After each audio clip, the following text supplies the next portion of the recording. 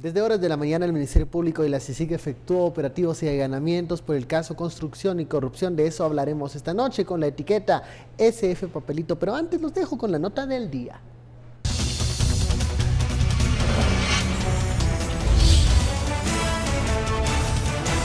Alejandro Sinibaldi llamó como un papel chuco a un documento que fue encontrado en relación con él en la investigación en Brasil por corrupción sobre Petrobras. Un documento que la Fiscalía Especial contra la Impunidad anunció que detectó que se debía a que la empresa de ese país pagó $1.5 millones por un contrato que Sinibaldi al final no otorgó. Órdenes de captura giradas en contra de 12 personas, más la ampliación de la orden de detención del señor Alejandro Jorge Sinibaldi Aparicio. De la misma manera han sido citados a primera declaración 9 personas por su posible vinculación en los hechos objeto de investigación. La investigación detalla que el contrato para la constructora de la carretera CA2 Oriente se le habría otorgado a la empresa Sigma a cambio de sobornos. Y en este caso las coimas se dieron a través de la empresa petrolera Perenco. Entre los recaudadores del dinero se encuentra Álvaro Alfonso Sinibaldi, hermano del exministro que hoy está prófugo. Esta persona tenía un rol de recaudador de comisiones ilícitas pactadas por los constructores. Y de la misma manera se tiene información relacionada a la negociación de un inmueble ubicado aquí en la ciudad de Guatemala, valorado por alrededor de $200,000. 10 fueron las empresas allanadas, entre ellas Solel Bonel, Fundación Madre Tierra, Sigma Constructores y Corporación Premier, entre otras. El $1 millón pagado por la constructora brasileña OAS se localizó en una cuenta en Panamá, explicó el jefe de la FESI, Juan Francisco Sandoval. 13 fueron las órdenes de captura giradas y 9 fueron los citados para el próximo 4 de septiembre. Buenas noches, bienvenidos a Sin Filtro, martes de CICIG, dicen algunos, por el caso que se dio a conocer esta mañana, en donde se realizaron 10 diligencias de allanamiento y 13 órdenes de captura. Estamos hablando del caso Construcción y Corrupción.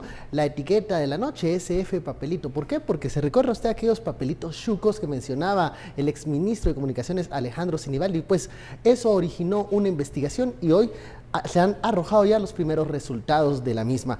Para analizar y para conversar sobre este caso, hoy tenemos en el estudio a nuestros analistas Goyo Saavedra, muy buenas noches. Buenas noches. Y Javier Brolo, muy buenas noches. Buenas noches, un gusto. Comencemos con las primeras impresiones, que es un caso en donde no se da conferencia de prensa, como normalmente se tiene acostumbrado para este tipo de operativos, pero sí se da la información de lo que está ocurriendo y de lo que tiene la investigación, el contenido de la investigación. ¿Cuáles son sus primeras impresiones de lo que ahora se está conociendo de este caso Construcción y Corrupción? Ya conocíamos una parte, ahora se va revelando más detalles. Goyo. Bueno, yo creo que la fiscal va tomando también un poco el estilo que quiere imprimir a la gestión y en la forma de presentar los casos de impacto. Por algún momento se criticó o se cuestionó el que se hiciera público antes de poner a disposición del juez a las personas implicadas en casos. Creo que esta es otra modalidad, una modalidad en donde también se está garantizando otra parte, que es la transparencia de la información. Y yo creo que el que podamos conocer como ciudadanía de las acciones de todos los órganos públicos, incluida la investigación criminal por parte de CICIG y MP, es fundamental para la consolidación de un régimen democrático. Entonces, la forma en que Consuelo Porras trata de imprimirle esta otra forma de trabajo, creo que es en coordinación con la FES y la CICIG, y lo que nos demuestra es que también se puede hacer sin una convocatoria previa de medios de comunicación en las diligencias, y sí exponiendo cuáles son las operaciones o los operativos que se llevaron a cabo. Mi impresión general es lo que veo es una evolución mucho más profunda y mucho más específica de otros implicados vía sobornos.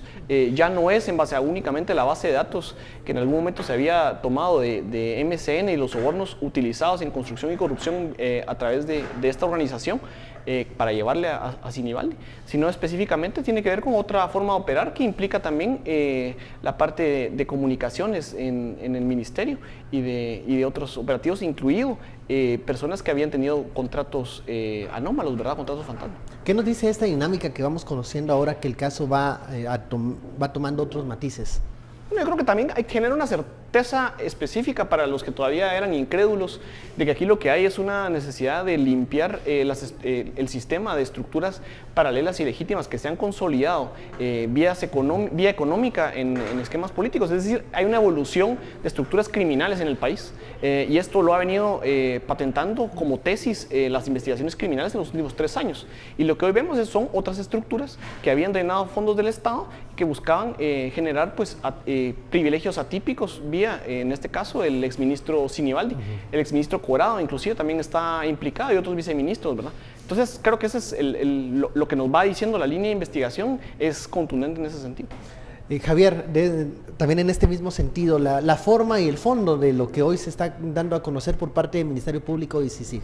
Bueno, coincido con estas acciones que son las primeras acciones que está llevando a cabo la fiscal y está marcando tanto su compromiso con darle continuidad a la agenda de investigación, que son casos ya abiertos y que tienen investigaciones previas, pero también una conducción política de la intervención del Ministerio Público que es quizás más prudente o menos enfocada en tratar de capturar la atención mediática de forma personal, porque al final de cuentas sí es algo que ha recibido cobertura y se han asegurado de proveer la información para que se puedan darle seguimiento a los casos. En el tema de corrupción, creo que la labor del Ministerio Público y del ente investigador se enfoca bastante en identificar a los responsables de acciones concretas que constituyen delitos, pero que hay una reflexión más grande que también se tiene que llevar a cabo y es cuáles son los mecanismos y las causas que generan este tipo de dinámicas para que no se sigan perpetuando, ya que se empieza a hacer creíble que hay capacidad de perseguir, investigar y castigar al delito. Bueno, eso último algunos lo ponen en duda aún, el castigo. Bueno, que es creíble, empieza a ser más creíble, eso ¿verdad? Sí. Porque la gente ya es más cuidadosa y eso es algo que desincentiva el que se cometan estos crímenes. Pero no quiere decir que no se vayan a buscar alternativas y que se trate de apropiarse de esos recursos del Estado que sirven para garantizar la relación que existe entre el financista de un partido político y la operación desde los cargos públicos, porque ese es el incentivo que lleva a las personas a invertir en el funcionario que después pueda servir favores políticos desde el Estado. Entonces, tenemos que crear precedentes, pero también una discusión sobre cuáles son los mecanismos que van a tomarse para evitar que este fenómeno, esta relación que existe entre financista y funcionario, se mantenga. Claro, lo que menciona Javier es muy importante porque nos damos cuenta en todos estos detalles de las investigaciones cómo funciona el mecanismo de inversión en un primer momento y luego, digamos, el cobro de favores en otro momento. Esto se tiene que romper, este círculo tiene que terminar y muchos se preguntan cómo se va a realizar. La campaña 2019, algunos analistas apuntan de que será muy austera, que no habrá mucho financiamiento por el temor, que ya lo menciona Javier, de el terreno de a quién van a financiar, cómo van a financiar y si les gusta la manera más pública de hacerlo, porque antes no era público. ¿Cómo crees que va a ser la campaña 2019 ya con estos casos que van a funcionar como un termómetro para ver qué tanto qué tanto los políticos se van a animar a seguir haciendo este tipo de actividades o querer llegar al Estado para hacerse de recursos propios? Sí, lo que yo creo es que aquí hay un status quo que tiene que ver con cómo opera el sistema o cómo operan, no creo que sea uno, ¿verdad?, sino varios sistemas y flujos que han tomado lo institucional. Y creo que va a haber políticos y va a haber miembros de esta sociedad vinculados a actividades delictivas que van a tratar de hacer que esto permanezca, porque es algo que les ha dado réditos económicos, políticos y sociales en los últimos años, y por eso es que la estructura se ha mantenido. creo que hubo una oportunidad en que se pudo haber, de 2016 para la fecha, en donde se pudo haber discutido cómo generar una solidez institucional que pudiera depurar un sistema sin tener que, encontrando mecanismos, digamos, paralelos para poder fortalecer la institucionalidad y cambiar este esquema. No lo veo en este momento y no lo veo como con miras inmediatas al próximo año. Entonces, creo que la campaña electoral definitivamente nos va a encontrar en un momento donde la discusión pública es de unos que quieren permanecer dentro de esos espacios, de quienes han aportado para esas campañas y quienes se ven beneficiados por esos esquemas, muchos de esos vinculados a actividades ilícitas, y lo vemos, ¿verdad? Y otros que en realidad tienen que aportar a construcción de una discusión democrática de campaña que de momento no se mira tan clara. No se ve que los mecanismos de campaña política estén tan claros, y vemos las impugnaciones a la legislación electoral de 2016 a la fecha, y cómo las nuevas reglas de financiamiento también todavía no están tan claras para los medios de comunicación, y por eso es que han sido impugnadas, ¿verdad? Entonces, creo que todavía no estamos en el momento o en la etapa de tener claridad de qué va a ocurrir o no. Y yo apuesto porque van a haber todavía nuevos casos. Recordemos que hay extradiciones pendientes, hay prófugos de la justicia que tienen gran impacto. Y uno de ellos es Alejandro Sinibaldi. ¿Cómo se fortalece? Yo creo que se fortalece con más transparencia. Lo que ha debilitado la institucionalidad no solo es esta cooptación vía el actuar público, y el uso de recursos públicos para beneficios ilícitos privados, sino la forma en que hemos tenido funcionarios que se han burlado y se han reído en nuestra cara. Recordemos, sí, de Alejandro Sinibaldi diciendo que era un papelito chuco, ¿verdad? Y esa es una debilidad institucional que es parte de este mecanismo en donde las instituciones están cooptadas para poder extraer los recursos que deberían de funcionar para generar bienes públicos, ¿verdad? Goyo menciona un punto importante. Nos ganó la vieja política el pulso, la oportunidad de cambiar reglas del juego para poder lograr una casta política más transparente, más representativa, que no estuviese ligada a estos financistas que luego cobran favores o que luego cooptan espacios, y vemos la calidad de estructuras públicas que tenemos que no funcionan. Perdimos ese chance. Ese siempre es un riesgo que sucede cuando dejamos pasar el tiempo. Entonces van a ser en los siguientes 4 o 5 meses en donde veamos la capacidad que tiene la sociedad para organizarse y tratar de recuperar esos espacios que han sido efectivamente reemplazados. Porque a pesar que hay muchas personas que han sido capturadas o que guardan prisión preventiva, la organización y la estructura de la toma de decisiones sigue teniendo la misma forma con diferentes actores. Y para cambiar la forma en que se toman las decisiones, un elemento importante es la transparencia. Y creo que se ha avanzado bastante en tratar de hacer transparentes estos procesos que le han permitido a los entes investigadores recuperar evidencia y hacer sus investigaciones para poder identificar un uso anómalo de los recursos públicos. Sin embargo, algo que no han hecho los políticos y que la sociedad aún no se ha logrado involucrar en hacer es proteger la decisión política de la discrecionalidad, que es la fuente de tentación para que venga un actor externo y la quiera capturar, ya sea mediante el financiamiento de campaña, y si no lo logro financiar en campaña, pues veo cómo lo logro capturar una vez en funciones, porque depende de una decisión arbitraria, al final, cómo asigno yo esos recursos. Y tenemos que proteger a la decisión pública para que hayan más personas dispuestas a asumir ese riesgo. Y creo que eso también es algo que ha hecho que se pierda la oportunidad. El miedo a, querer que alguien más haga las cosas bien porque no nos gusta cómo se estaban haciendo antes, pero no tener garantías para que si yo quisiera ser la persona que se ofrece a asumir esa responsabilidad, lo pueda hacer con garantías de que lo puedo hacer bien y sin el riesgo a que me vayan a someter a hacerlo de alguna forma arbitraria. ¿Qué dice de nuestro sistema político el hecho de que dos presidenciables en 2015 fuertes, estoy hablando de Alejandro Sinibaldi y de Manuel Valizón, estén en la situación que están? Uno esperando una extradición y otro prófugo de la justicia. Eran casi que virtuales presidentes de Guatemala. Incluso algunos decían que uno iba a venir antes, el otro después. ¿Qué nos dice nuestro sistema de partidos políticos? Bueno, nos dice justo el reflejo de lo que tenemos. Lo que tenemos es un sistema de partidos políticos que más bien en muchas de sus élites están plegadas a casos de corrupción. O sea, prácticamente podríamos encontrar en el Mariscal Zavala como centro de detención una fila incontenible de miembros de estos sistemas de partidos políticos y a estos dos representantes que vos mencionas, prófugos de la justicia, ¿verdad? Pero las redes detrás de ellos permanecen, el sistema y los mecanismos detrás de ese operar están intactos y esa es la reforma que es necesaria. Ahora, lo que hay que tener claridad es que hemos venido viviendo, conforme avanzan los casos de corrupción, conforme se amplían estas redes, de una polarización o un intento de polarización por quienes son perseguidos de la opinión pública al respecto de los casos o la lucha contra la corrupción.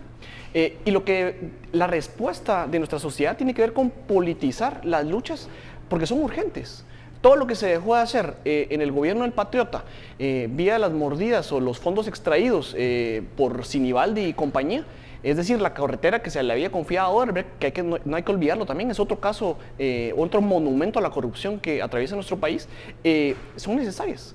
TCQ sigue siendo necesaria y hay muchas otras cosas, muchos bienes públicos y mucha función de la institucionalidad pública que sigue siendo necesaria y que no la hayamos tenido porque los fondos fueron robados no quiere decir que no sea necesaria y por eso es que, como bien dice Javier, no podemos esperar a que sean otros los que asuman los compromisos que le corresponden a esta sociedad, somos nosotros y eso lo que nos lleva es a encontrar nuestro rol dentro de la sociedad y dentro de esa lucha de lo político responde a lo social. Y esa es la forma de vincular las causas y es el reto que tiene esta sociedad de cara a estas elecciones. Tenemos pendiente el reto ese de crear estos nuevos espacios, esta nueva clase política, esta nueva dirigencia política que se haga caso de lo público y pareciera, como menciona Goyo, de la politización pasamos a la polarización, palabras muy parecidas pero que nos pueden dar resultados demasiado diferentes. La sociedad guatemalteca está sí más politizada en este momento, que conoce, sabe cómo van los casos de la lucha contra la corrupción, pero también hay que reconocer que está más polarizada. No tengo tan claro que esté más polarizada, sino porque yo percibo un desgaste y un agotamiento de la sociedad. En el 2015 el entusiasmo que se tenía de ir a la plaza mostraba una sociedad politizada y habían casos concretos en los que se podía identificar polarización respecto a temas del conflicto armado o respecto a posiciones ideológicas de ciertas políticas que se podían tomar. Pero había un terreno común, mencionas.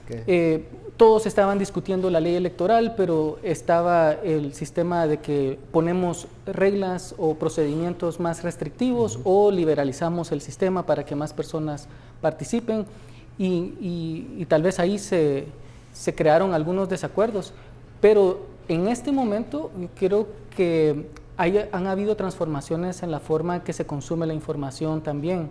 Las elecciones anteriores fueron las primeras en las que las redes sociales habían empezado a tener un efecto de incidir en la opinión pública. Sin embargo, hoy día es quizás el medio exclusivo donde la mayoría de personas se informan y eso hace que las personas consuman información de forma muy selectiva y no estén conscientes de lo que piensan los demás, sino piensan que todos piensan igual que uno. Ahí quiero hacerte una pregunta, porque eso puede que nos dé la clave de por qué a veces se cree que Guatemala es una sociedad muy polarizada, porque a veces el debate solo está en redes sociales y no hacia afuera, no en las plazas, no en otros lugares, sino que todo se reduce a lo que se está discutiendo, por ejemplo, en redes sociales, en Twitter, donde vemos que hay mucho influjo de muchos intereses, donde hay muchos grupos que apoyan o están en contra de determinado tema. Debemos de salir más allá de las redes sociales a politizarnos más en lo común, en lo propio, en el diario vivir. Yo creo que tenemos que estar conscientes de este proceso en el que estamos metidos. Tenemos que estar conscientes de que hay que hacer un esfuerzo explícito y deliberado en consumir información y en acercarse a preguntar la opinión de personas que pueden pensar distinto que nosotros, porque estamos en nuestras propias burbujas. Y esto puede ser muy peligroso porque algunos están en unas burbujas muy cómodas y otros están en unas burbujas de demasiada frustración.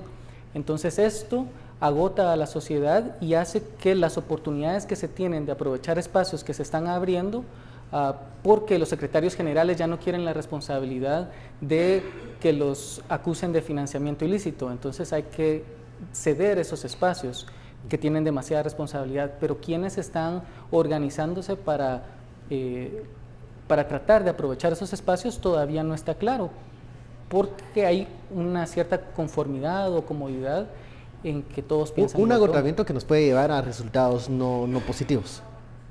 A que nos quedamos dormidos y dejamos pasar la oportunidad y vuelve otro proceso electoral con resultados que nos dejan igual insatisfechos. Bueno, vamos a ver corte de la noche, la etiqueta SF Papelitos, regresamos.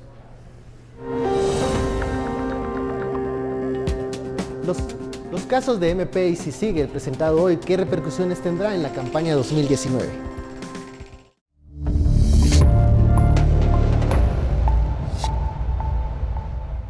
Regresamos a Sin Filtro, la etiqueta de la noche, SF Papelito. Estamos hablando de esto, bueno, de ese famoso papelito chuco que desencadena investigaciones, y hoy se dan a conocer estos detalles del caso de construcción y corrupción. Pero estamos también haciendo un análisis a futuro de cómo van a influir estos procesos legales en la campaña 2019. Y en esta pregunta nos quedamos: ¿cómo va a ser en la campaña 2019 con estos casos emblemáticos, algunos en donde grandes, otroras personajes políticos de peso, casi que presidentes, están pasándola muy mal hoy? Sí, lo que se hace evidente también es que no solo existían los incentivos para cooptar el Estado, para capturar instituciones, y que esos incentivos estaban tanto en quienes querían ocupar los cargos y servirse de ellos, como también de quienes tenían negocios vinculados a esta institucionalidad. Pero adicional, hay reglas que vienen operando desde hace 2 procesos electorales que no fueron seguidas. Y eso ha llevado a que un gran número de partidos y sus secretarios generales estén siendo implicados en financiamiento electoral ilícito. Algunos discuten si es un tema de cuestiones netamente administrativas o verdaderamente hay dolo específico ahí, pero eso que nos lo digan las investigaciones. Lo que se hace evidente es que hay un incumplimiento formal de la forma en que se reporta y que se hace transparente el financiamiento a la política. Y yo creo que eso hace evidente inclusive que CICIG ya tenía una postura al respecto. En 2015 presentaban ese informe del financiamiento de la política y hacían ver que habían esas debilidades y esa tendencia a capturar la democracia en sí, ¿verdad? El funcionamiento democrático electoral por parte de estos incentivos, de estos grupos. Entonces, no sorprende ya que Alejandro Sinibaldi, que estuvo prácticamente en campaña desde antes de perder la elección de la alcaldía hasta después de ser inclusive ministro, todo ese tiempo que estuvo ocupando el ministerio estuvo en campaña, inaugurando cuanta obra era posible, inaugurando inclusive preobras, una cuestión vertiginosa de propaganda. Al igual que lo hizo Manuel Valdizón, que prácticamente no paró de estar en campaña, aún perdiendo las elecciones, se mantuvo en campaña los 4 años hasta que fue defenestrado en las urnas en la primera vuelta. Entonces, creo que son los incentivos que se marcan y cómo estos casos han venido evidenciándonos que sí había algo detrás, que quienes decían que era una persecución, que eran ideas, que no, hay un sustento que lleva a 2 administraciones del Ministerio Público, un equipo de fiscales capaz y técnico a presentar casos a la justicia, y que es esta misma justicia la que está siendo retrasada por ellos porque saben que hay algo que no han transparentado, que no han hecho público y que merecen una sanción. En el caso de Manuel Valdizón, ahora me recuerdo que parte incluso de su campaña era decir que estuvo recorriendo el país durante 3 años, o sea, él reconocía incluso en la campaña que estuvo en campaña todo el tiempo. Cuando mencionas el hecho de que cómo eran estas campañas en 2015 con la presencia masiva de estas figuras, recuerdo ahora lo que está haciendo el Tribunal Supremo Electoral, las advertencias que está haciendo el Tribunal Supremo Electoral a algunos personajes políticos, incluso algunos diciéndoles ya no use redes sociales. Algunos opinan que esto es una exageración del Tribunal Supremo Electoral, pero que responde, creo yo, a la forma de hacer campaña de 2015. ¿Cómo veremos, cómo van a influir estos procesos en las campañas del próximo año?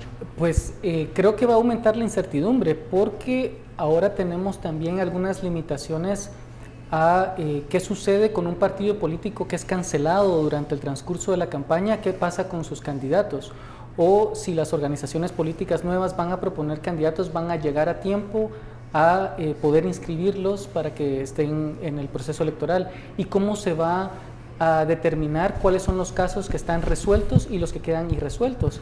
Van a entrar en la papeleta candidatos que una vez en funciones se puedan perder el cargo al que fueron adjudicados porque estaba pendiente que se les resolviera el proceso que tenían por el financiamiento. Muchas preguntas y pocas respuestas a todas estas situaciones. Entonces, ese es un fenómeno de incertidumbre que vamos a observar a lo largo de la campaña. Tenemos que entender que el vicio que hay en el financiamiento de las campañas es que el financiamiento es personal.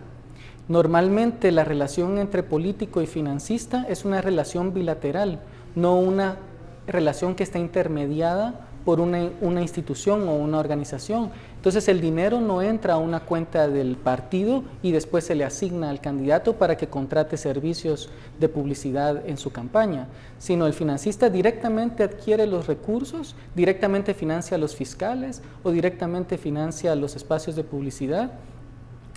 Ahora con la publicidad tenemos la intermediación del Tribunal Supremo Electoral. Vamos a tener menos pautas en la televisión, tal vez más pautas en internet, tal vez más pautas informales que se transmiten a través de redes de WhatsApp o de algún tipo de comunicación por correo electrónico que son difíciles de controlar. Entonces, esa relación personal entre financista y candidato creo que va a ser muy difícil de romper, y imagínate como en un concierto o en un partido de fútbol, haciendo alusión a mañana. ¿Qué pasa cuando una persona salta a la cancha central? Es fácil capturarla, identificarla y tratar de crear un precedente para que los demás no hagan lo mismo. ¿Qué pasa cuando se cae la barda y todo el mundo empieza a incurrir en una práctica? ¿Estamos dispuestos a comprometer el resultado electoral como sucede en Honduras, como sucedió en Honduras, y decir, ok, es preferible que las personas sean condenadas por una campaña anómala y nos quedamos sin resultados electorales otro año? Ese es un desafío y un reto en el que creo que va a haber un pulso en donde, si existe coordinación entre los actores políticos y todo el mundo incurre en una práctica, va a ser muy difícil de controlarla. Papel del Tribunal Supremo Electoral ante este escenario, como le mencionaba Javier, ellos han dado algunas muestras de que van a ser muy estrictos a la forma de estar vigilando el papel de los partidos políticos, sobre todo por lo que sucedió en 2015. ¿Cómo ves que sea la actuación de los magistrados?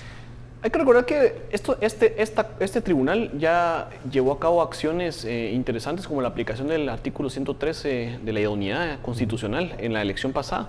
Creo que lo tiene muy difícil respecto de las reglas a aplicar en base a la reforma, por los mecanismos de supervisión y la capacidad de cobertura territorial. Si bien es cierto, lo que estamos viendo en estos casos de corrupción es ya sea por aquiescencia o por manipulación o chantaje de actores formales a la política, es decir, por ejemplo, el caso de Sinibaldi, ¿verdad? Extorsionaba constructoras, o las constructoras que también accedían a sus peticiones corruptas y generaban una simbiosis ahí de corrupción. Cualquiera de las dos opciones es distinta porque son, digamos, entidades que están en lo formal. ¿Qué pasa con el financiamiento del crimen organizado, como el narcotráfico, por ejemplo? Es un financiamiento que no viene en lo formal y que usualmente no se ha generado en las campañas vía los partidos, sino en las campañas territoriales, en lugares mucho más lejanos o distantes en lo local, a la supervisión del Tribunal Supremo Electoral. Eso me preocupa la capacidad de fiscalización que pueda tener o adquirir el Tribunal Supremo Electoral. Hay que recordar que esta reforma los agarra contra el tiempo y todavía no se han visto, digamos, que esté completa la capacidad de auditoría.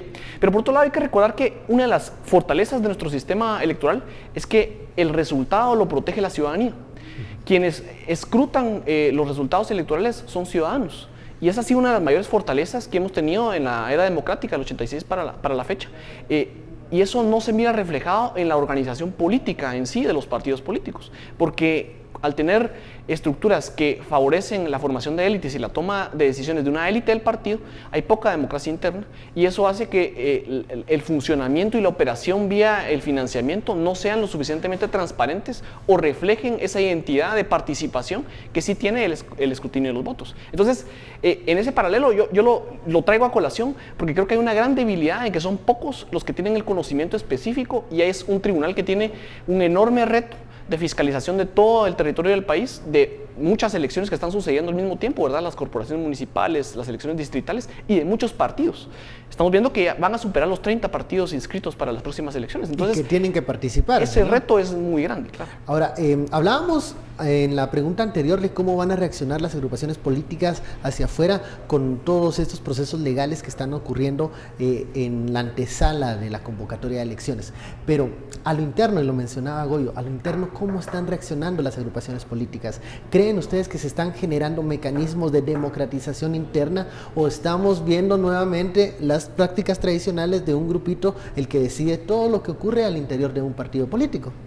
Pues siguen teniendo el permiso para hacerlo, porque las normas no cambiaron en ese sentido específicamente.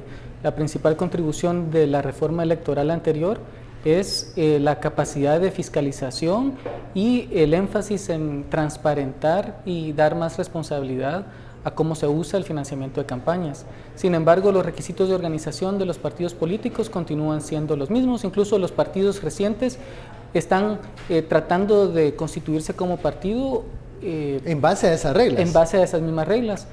Un problema que es muy toral en la organización interna de los partidos políticos es la capacidad de la dirigencia nacional de designar candidatos donde el partido no tiene organización. Entonces, en esos casos, la decisión de quién es candidato es una negociación bilateral entre dirigencia del partido y el candidato. De hecho, es muy fácil ser candidato si uno tiene el favor de la dirigencia del partido. No hay que irle a preguntar a las personas ni hacer una reunión donde se delibere y se debata sobre propuestas o políticas o los problemas que se tienen.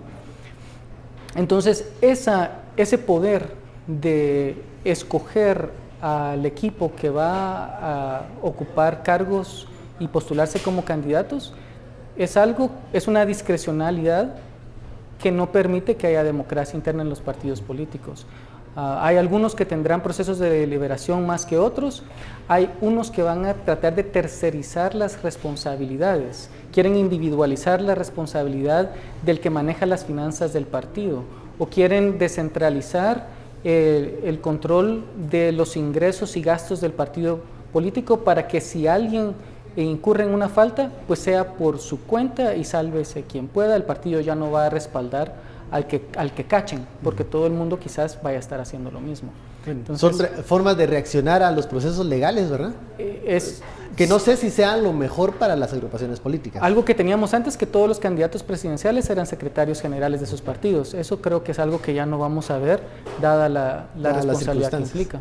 ¿Qué otras novedades nos puede traer este caso del papelito, del famoso papelito? Los cobros, los sobornos, ya vemos la dinámica que tenía el exministro de Comunicaciones, también cómo interactuaba con las empresas. Nos hace ver que había un esquema de corrupción establecido, un esquema de corrupción que esperamos no esté ocurriendo o se vuelva a repetir con la siguiente administración. ¿Tenemos la suficiente fuerza para derribar ese tipo de estructuras y que ya no se vuelvan a dar estos cobros, estas coimas millonarias?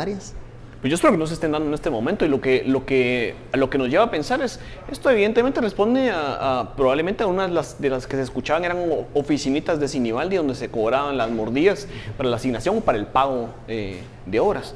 Yo lo que espero en este caso es que haya colaboración eficaz, eso esperaría que haya una colaboración eficaz que viene, digamos, de lo mismo que ocurrió en Construcción y Corrupción en la versión 1. Pienso que es difícil para esta institucionalidad esperar algo distinto y para la ciudadanía esperar algo distinto cuando las reglas siguen siendo las mismas. Y eso es una de las crisis que nos puede llevar el 2019 y no solo el proceso electoral del 2019. Hay que recordar que también en 2019 se cambian cortes, la Corte Suprema de Justicia, los magistrados de salas de apelaciones. Entonces es un cambio completo en la institucionalidad del Estado a la que nos estamos avanzando sin la certeza o la garantía de que haya habido un cambio de normas específicas o reglas claras que permitan formas distintas a competir. Entonces, para la ciudadanía va a ser un reto encontrar confianza en un esquema que ya lo ha defraudado, que ya nos ha quedado mal y que ya nos llevó, de hecho, a una manifestación masiva de repudio a que el sistema ha fracasado. Mencionabas algo que es interesante, la figura del colaborador eficaz, que pudiese ser un factor clave en este caso para dar a entender, dar a conocer cómo se hacían las dinámicas y también para comprobar cómo se cobraban estos sobornos y cómo se llegaba a las empresas o cómo las empresas llegaban a los funcionarios. Claro, Vemos que hay algunas personas a las que se les cita. Yo creo que eso evidentemente tiene que ver con que se puedan haber acercado al Ministerio Público a explicar o a exponer lo que conocían al respecto. Este es el cuarto antejuicio pero esta es la cuarta solicitud o orden de captura que se gira a favor o en contra de Alejandro Sinibaldi. Es decir, hay 4 casos y podrían haber muchos más. Conocemos lo suficiente de otras cuestiones relacionadas con otros proyectos de construcción. Creo que si este es el esquema en base al que operaba, creo que falta mucho, y estas tipo de colaboración eficaz nos podría aclarar el panorama y generar la certeza de condenas. 4 órdenes de captura, órdenes de aprehensión. ¿Era el Ministerio de Comunicaciones la gallina de los huevos de oro de este estado, este botín, como lo veían? Sí, el Ministerio de Comunicaciones es muy vulnerable a lo que te digo, de que la asignación discrecional del uso de recursos públicos que es necesario hacer, o sea, es necesario que el Ministerio de Comunicaciones funcione porque hay una demanda y una necesidad de infraestructura. O sea, sí es buena cierta discrecionalidad para actuar. No, las reglas actuales requieren de que se tomen las decisiones de forma discrecional.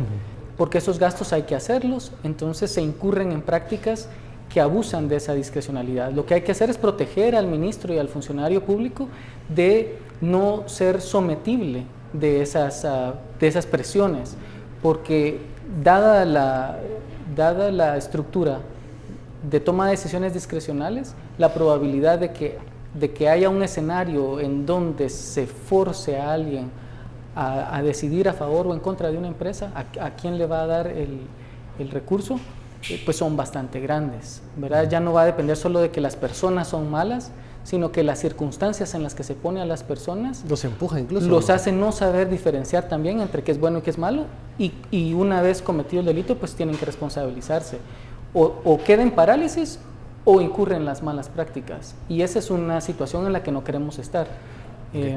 Yo quería comentar que la figura de colaborador eficaz creo que es un recurso bastante útil, porque muchas veces el ente investigador necesita esas guías, esas pistas de dónde tiene que ir a encontrar las cosas. No es suficiente confiar en lo que el colaborador eficaz dice, porque su palabra no necesariamente vale. Tiene que comprobarse lo que él está diciendo, ¿verdad? Pero puede dar las pistas de cuáles eran las mañas o cuáles eran las prácticas. Algunos dicen que es como el hilo que va cosiendo y tejiendo y uniendo todo el entramado. Vamos a la pausa, la etiqueta SF Papelito, volvemos. Bueno, el Ministerio Público está ya en la lupa, el segundo caso que presenta la fiscal Consuelo Porras. De eso hablaremos al regresar.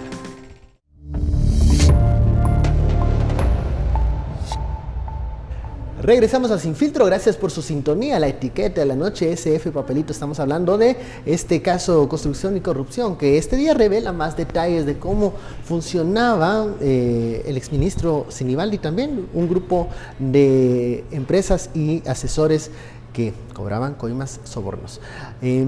Segundo caso que presenta el MP a la cabeza de Consuelo Porras.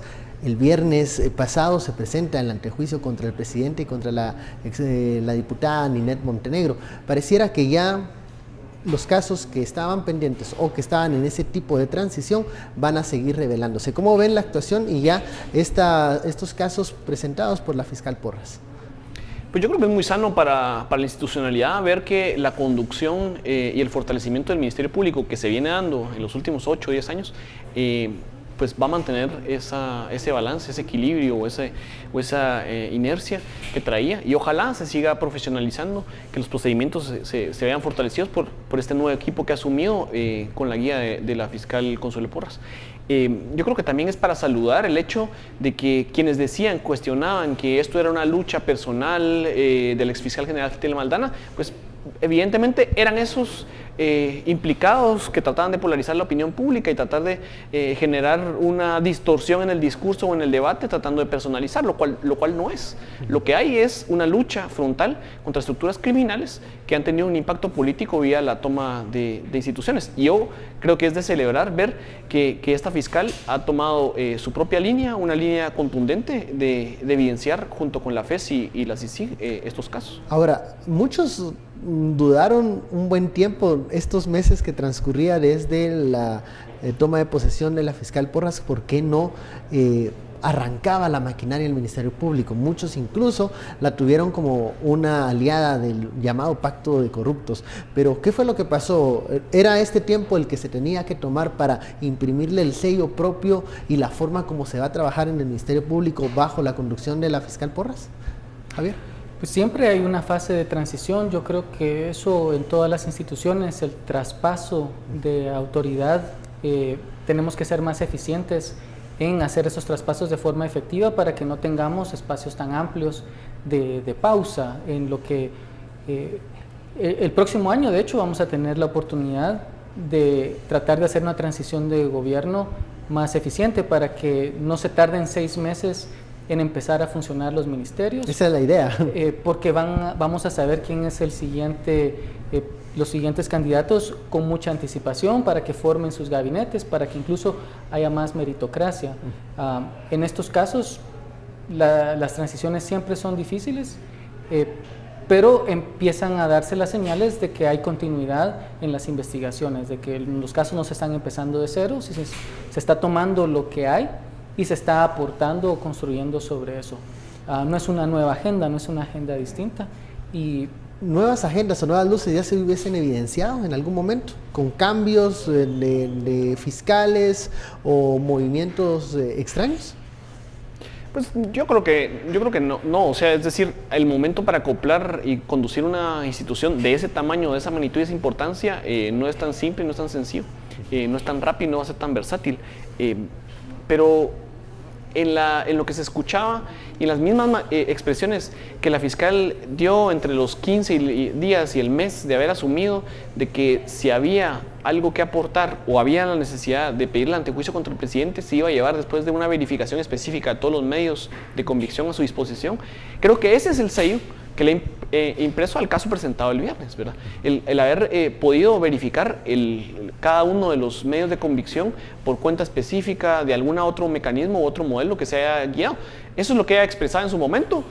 Podía ser esa la justificación que llevó hasta la presentación de este caso, o podía ser de hecho en que sus equipos de confianza y los equipos que va a apoyar en la conducción del Ministerio Público estaban en ese proceso de acostumbrarse a la conducción de esta institución, ¿verdad? Entonces yo creo que es un proceso normal en esta institucionalidad. Debería ser más rápido, más versátil. Estas son expectativas que nos generamos por el mismo impacto y por el mismo paso del tiempo, ¿verdad? Recuerdo también que fue la fiscal general pasada la que había estimado un plazo en donde el nuevo caso iba a ser presentado, pero eso dependía de la estimación de sus tiempos, los tiempos en los que ella operaba y en los tiempos que su equipo ya estaba acostumbrado. Este nuevo flujo de trabajo pues probablemente va a ir guiándonos a tener otras certezas conforme el tiempo vaya pasando, pero de momento creo que es una muy buena impresión el que podamos ver 2 casos grandes de impacto y que continúan con la persecución de las estructuras criminales, el tenernos en un lapso de 4 días. Este día también se dio a conocer una noticia que la representante del Congreso de los Estados Unidos, la congresista Norma Torres, dio a conocer que este día el presidente Donald Trump firmó la ley que ordena la elaboración del listado de corruptos para la región centroamericana. Una iniciativa que fue promulgada por un grupo bipartidista que busca crear un listado de personas asociadas a casos de corrupción y otros ilícitos, y esto ya es una ley firmada. ¿Qué repercusión puede tener para la lucha contra la corrupción en Guatemala? No solo acá, sino también en Honduras y El Salvador. Javier. Es una propuesta bastante innovadora, ya que en el contexto internacional casos como corrupción tienden, y eso es algo que algunos han explotado en el caso de Guatemala, a ver cosas como corrupción, como intereses internos de los países, en los cuales la intromisión extranjera se ve como una extralimitación. Entonces, tomar medidas legales o hacer intervenciones más directas para tratar de crear presión en ese sentido, muchas veces se han hecho vía sanciones económicas, Y los que son más afectados de ese tipo de medidas tiende a no ser la élite de los países, sino las personas que se quedan sin acceso a los bienes o a los recursos que se comercializaban. Entonces, individualizar el aislamiento o la responsabilidad, hacer un llamado directo, creo que es una propuesta bastante innovadora. Creo que puede ser un desincentivo bastante fuerte a involucrarse o a tener más cuidado en involucrarse en negocios internacionales anómalos y especialmente en tratar de transparentar el uso internacional de los recursos, porque mucho de lo que está pasando acá es que se usan bancos de Estados Unidos para tratar de desviar. Y de hacer parecer las cosas como que fueran diferentes, ¿verdad? Ocultar detrás de un negocio algo que es ilícito. Bueno, vamos a la pausa y regresamos con este tema y también otro que tenemos allí para el último bloque. Volvemos. Y mirando hacia el futuro, ¿dónde está la participación de los jóvenes para 2019? Ese es el reto del próximo año.